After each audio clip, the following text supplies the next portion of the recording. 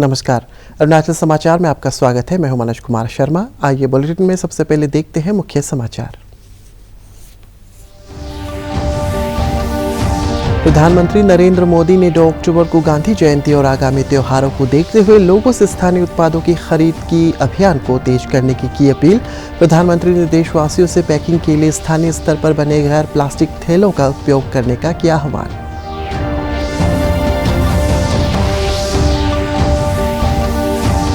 भारतीय जनसंघ के सह संस्थापक, गरीब और दलित लोगों की आवाज, राष्ट्रवादी नेता पंडित दीनदयाल उपाध्याय की 160वीं जयंती पर प्रधानमंत्री और अरुणाचल प्रदेश के मुख्यमंत्री ने उन्हें दी श्रद्धांजलि।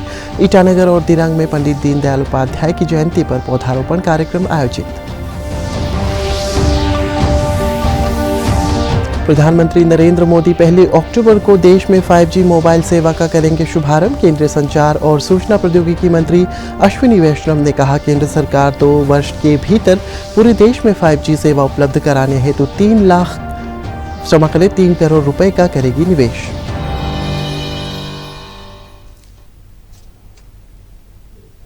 प्रधानमंत्री नरेंद्र मोदी ने 2 अक्टूबर को गांधी जयंती और आगामी त्योहारों को देखते हुए लोगों से स्थानीय उत्पादों की खरीदी के लिए अभियान को तेज करने की अपील।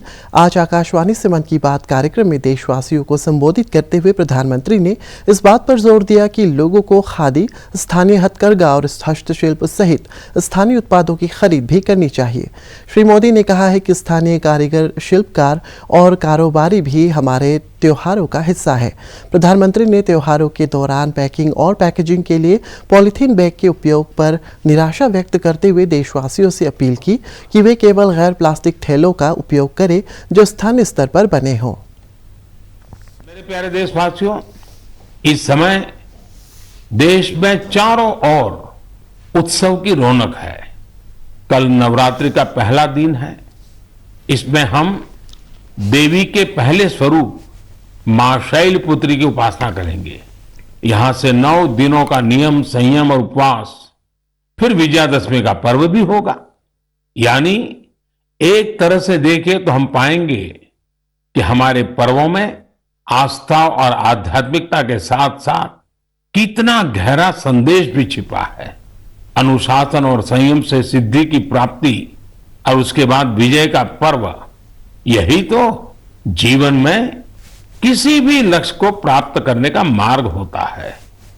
दशहरे के बाद धनतेरस और दिवाली का भी पर्व आने वाला है। साथियों, बीते वर्षों से हमारे त्योहारों के साथ देश का एक नया संकल्प भी जुड़ गया है। आप सब जानते हैं, ये संकल्प है वोकल फॉर लोकल का।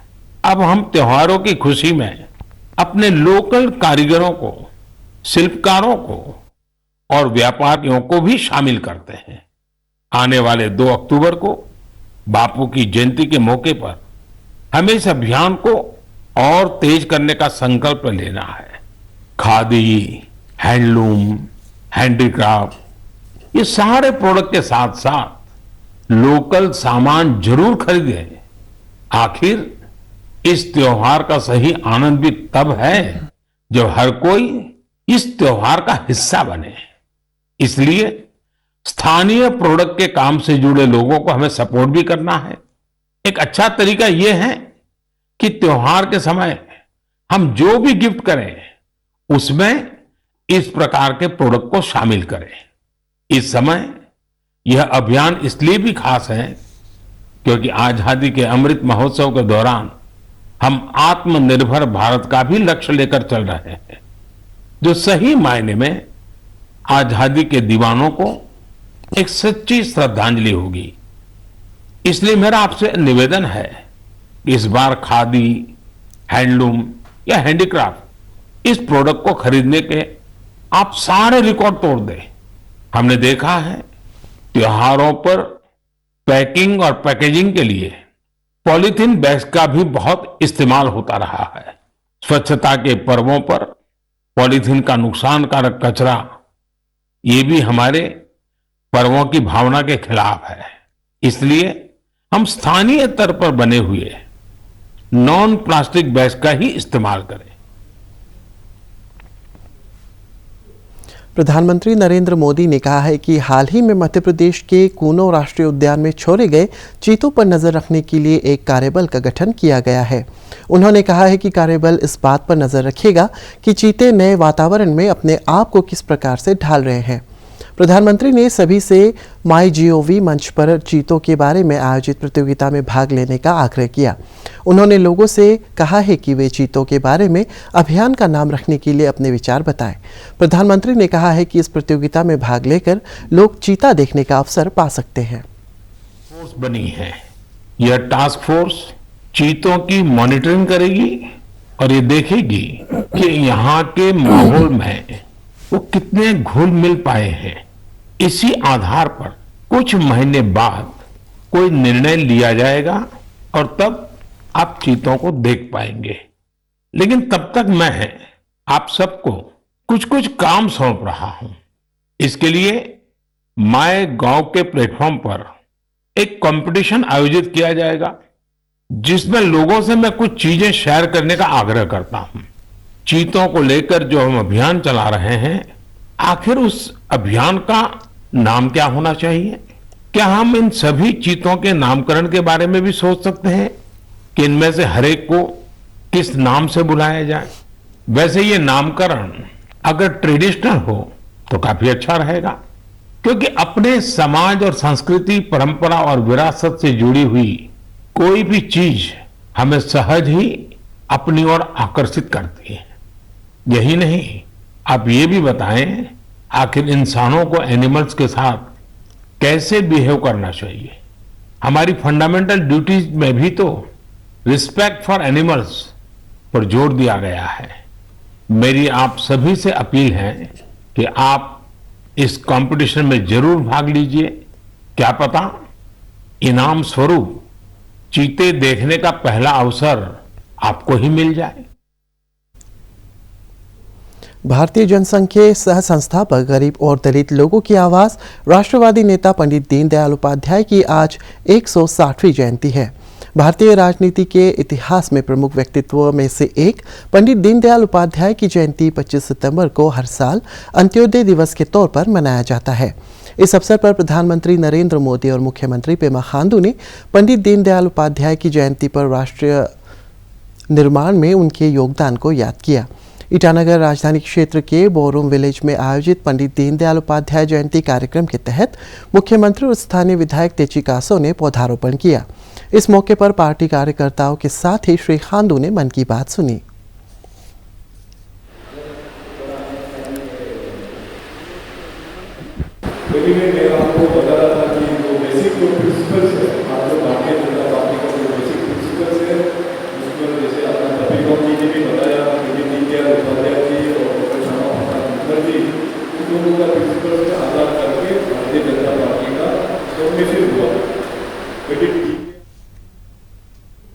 वेस्ट कामेंग जिले के दिरांग में भाजपा की मंडल इकाई द्वारा पंडित दीनदयाल उपाध्याय की जयंती के अवसर पर पौधारोपण कार्यक्रम आयोजित किया गया।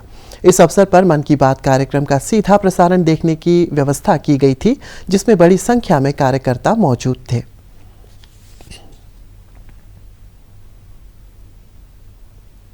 को देखने का अवसर कब मिलेगा साथियों?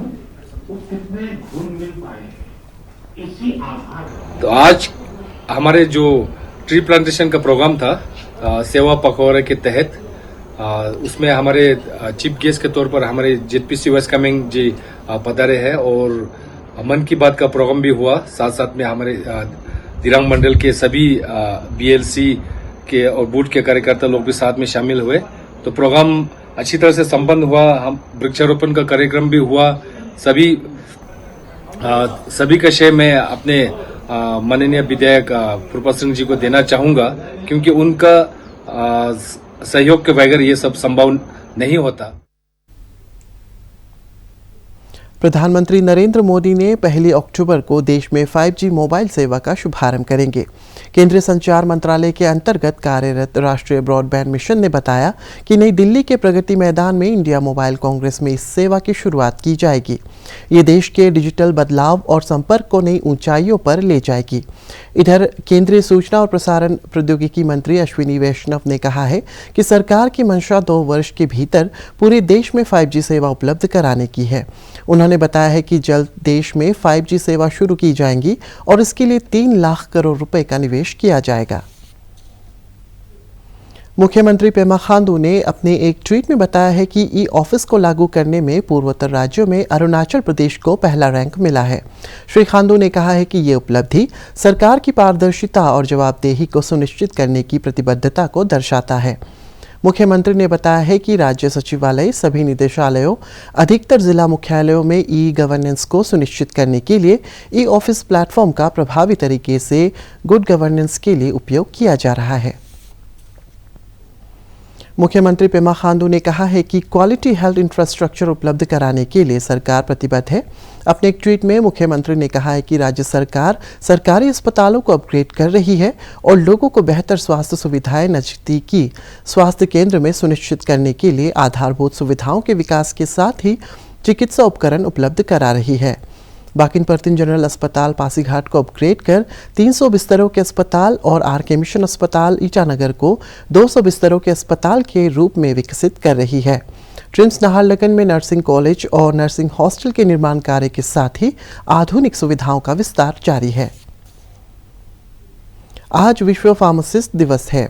हमें स्वस्थ रखने और विभिन्न बीमारियों के इलाज में डॉक्टर्स के साथ साथ फार्मासिस्ट का भी महत्वपूर्ण योगदान होता है।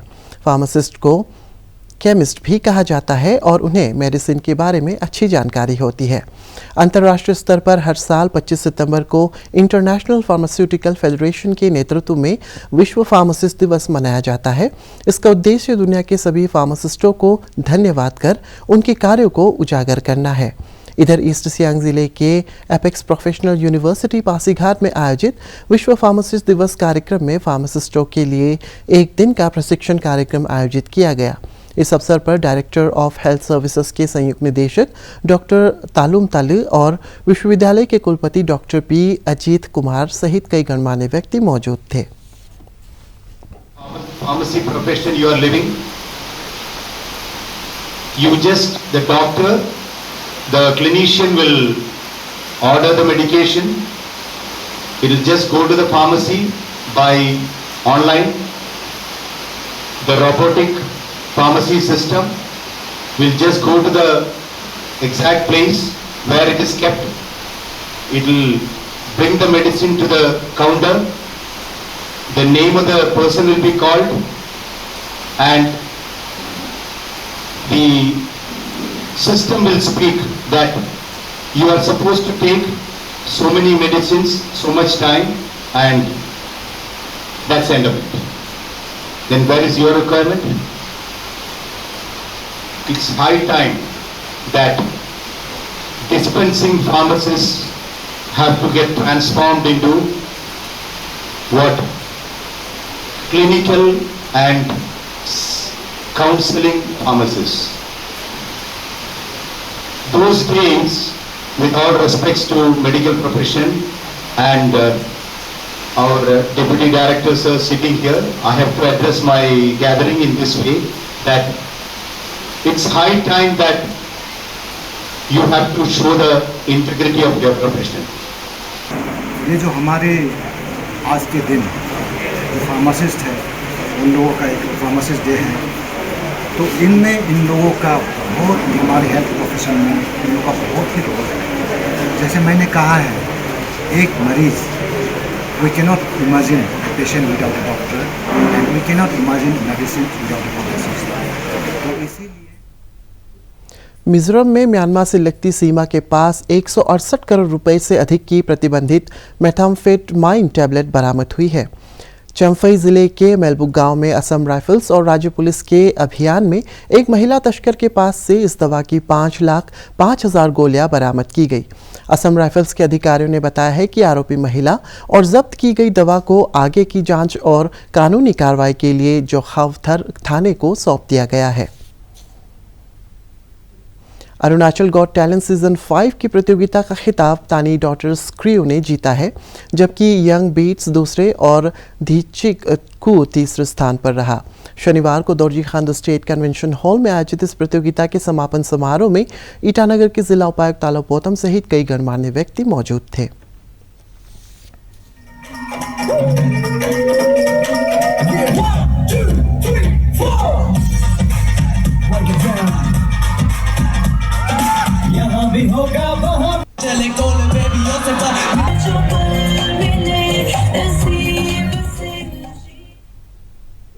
भारी वर्षा से भूस्खलन के कारण सियांग जिले के बोलेंग टाउन और सिमांग ब्रिज के बीच सड़क क्षतिग्रस्त हो गई है। इस मार्ग के क्षतिग्रस्त होने से आवागमन प्रभावित हुआ है। गौरतलब है कि पिछले कुछ महीनों से वर्षा के कारण पासीघाट से पांगिन के बीच पुल और सड़क को नुकसान पहुंचा है और बार बार भूस्खलन से इस मार्ग की मरम्मत का कार्य पर बुरा असर पड़ रहा है।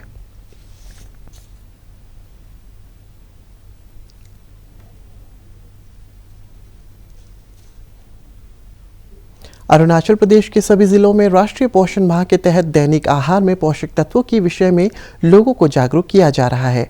राष्ट्रीय पोषण माह के तहत अंजाव जिले में वॉकी टॉकी से हेल्थ केयर वर्कर्स गांव में इस अभियान के बारे में जानकारी ले रहे हैं।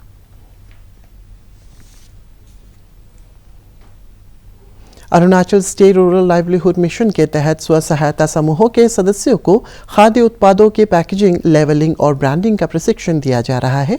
इसका उद्देश्य स्थानीय स्तर पर पैदा होने वाले कृषि और बागवानी उत्पादों के प्रसंस्करण के साथ ही स्व सहायता समूहों को उनकी पैकेजिंग के बारे में भी जागरूक करना है, ताकि वे राष्ट्रीय और अंतर्राष्ट्रीय स्तर पर प्रतिस्पर्धा कर सके। अरुणाचल समाचार के आज के अंक में इतना ही। जाने से पहले आप सभी से अनुरोध है कि कोविड-19 के दिशा निर्देशों का पालन करें, हमेशा मास्क लगाएं, बार बार हाथ धोएं और सोशल डिस्टेंसिंग के नियमों को मानें। कोरोना महामारी से बचाव के लिए आपका वैक्सीन लगवाना भी ज़रूरी है। अगर आप वैक्सीन लगवाने के पात्र हैं तो ज़रूर लगवाएं।